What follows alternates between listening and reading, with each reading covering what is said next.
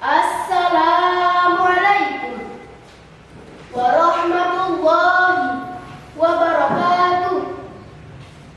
Perkenalkan, nama saya Rahmawati dari Kabupaten Wonosobo, Provinsi Jawa Tengah. Teman-teman, kalian tahu tidak, di Jawa Tengah itu terdapat banyak sekali gunung.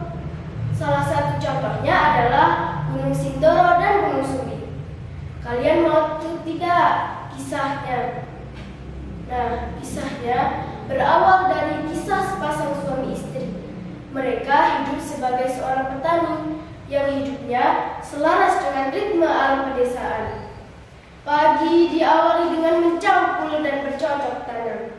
Siang, selepas sepenggal sinar matahari, istirahat sejenak.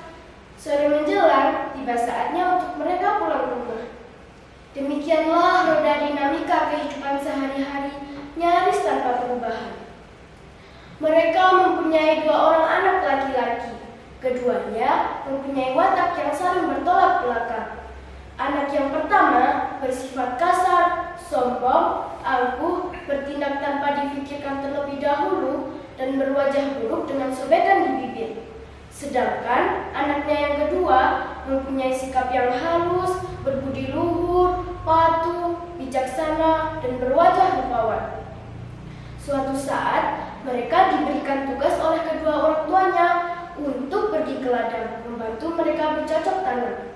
Walaupun berangkat bersama-sama, namun rupanya sang kakak dengan berat hati menjalankannya. Di tengah jalan, ia mengamal sendiri, sembari membabi buta menebasi tanaman yang tumbuh di kanan kiri jalan. Lagi enak-enak tidur, malah disuruh ke ladang, umpatnya. Sahabat Kak, ini kan sudah menjadi kewajiban kita untuk membantu orang tua. Adiknya menimpali diiringi senyum. Kamu gak tahu apa, aku ini capek, tiap hari harus mondar-mandir keliling ladang. Sabar Kak, ya daripada di rumah males-malesan, gini kan hitung-hitung olahraga, kata adiknya yang tak digubris sama sekali. Sampai di ladang, sang adik dengan segera bergegas mengerjakan apa yang seharusnya dilakukan, seperti mencabuli tanah, mencabuti gulma-gulma yang bertumbuhan, dan lain-lain. Sementara si kakak hanya bermalas-malasan saja. Kesehariannya ada saja perintah dari kedua orang tua mereka. Sang kakak hanya bersantai-santai saja melihat adiknya dengan tekun menggarap ladang. Hingga suatu ketika, tanpa sepengetahuan mereka, ternyata sang ayah dari tadi mengawasi mereka. Dan sang ayah cari tahu, ternyata hanya satu anak saja yang bekerja, sedangkan yang satunya hanya bermalas-malasan saja. Diamati oleh sang ayah selama 7 hari berturut-turut, dan hasilnya tetap sama. Sang adik yang bekerja keras, dan si kakak hanya bermalas-malasan. Mengetahui hal ini, ayahnya sangat marah, dan dengan serta-merta menampar dan memukul si kakak, hingga bibirnya yang sedang sakit tambah sakit hingga robek berdarah. Namun karena watak si kakak yang memang keras, ia melawan ayahnya, hingga terjadilah perkelahian yang tidak seharusnya dilakukan oleh ayah dan anak ini. Si adik yang mengetahui hal ini segera bermaksud melarangnya, hingga akhirnya mereka berhenti berkelahi. Sang ayah yang sampai tidak tahan menghadapi keburukan sifat anak ini dengan suara lantang menuntutnya.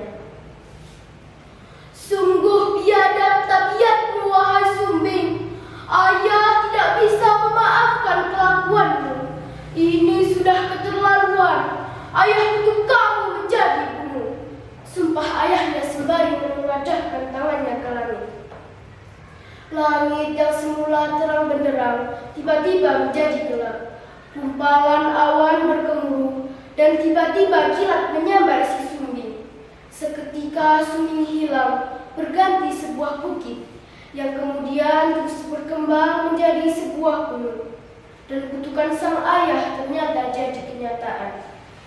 Namun, walau telah menjadi gunung, ternyata Sumbing masih saja abu dengan sikapnya. Ia mengeluarkan lava panas dari mulutnya terus-menerus, hingga banyak sekali lembah yang terbentuk akibat lava tersebut.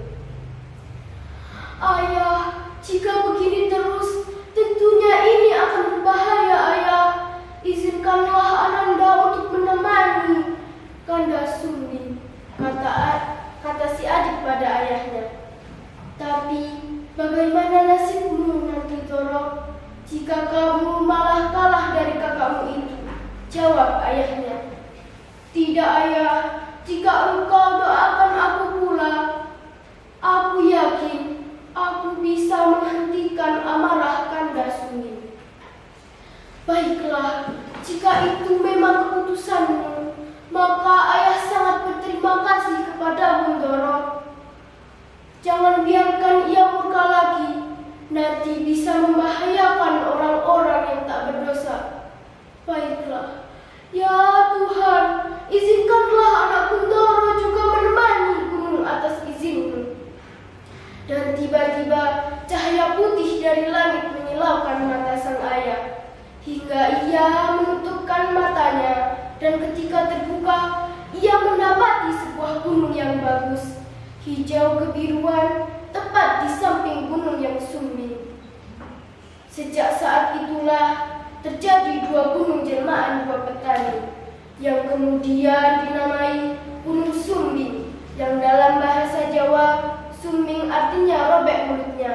Dan memang jika dilihat dari Wonosobo arah timur, gunung itu berlubang tepat di puncaknya. Dan satunya Gunung Sindoro, yang dalam bahasa Jawa berarti berbudi baik, bijaksana, dan lembut. Demikian yang dapat saya sampaikan. Teman-teman, sebagai anak kita dapat mengambil hikmah dari kisah tersebut, bagaimana kita harus menjadi anak yang patuh. Jangan sesekali membantah pada perintah orang tua, karena ridha Allah ada pada ridha orang tua. Dan kita harus memiliki sikap yang saling menyayangi dengan sesama. Seperti pada cerita tadi, meskipun Sumbing sangat angkuh, tapi Doro sangat menyayanginya. Semoga kisah tadi dapat diambil hikmahnya. Wassalamualaikum warahmatullahi wabarakatuh.